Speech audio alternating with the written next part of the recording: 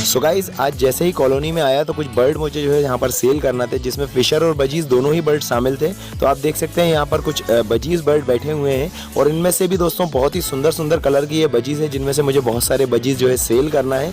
और नीचे यहाँ पर आप देख सकते हैं फिशर, चिकमास्क और ऑलिव के कुछ पेयर अवेलेबल हैं दोस्तों। अच्छी बात यह है कि यहाँ पर फिशर हो या फिर बजीज दोनों ही जो है फुल एडल्ट हैं। और फिशर के कलर आप देख सकते हैं कितने ज़बरदस्त और खूबसूरत कलर देखने को आपको यहाँ पर मिल रहे होंगे।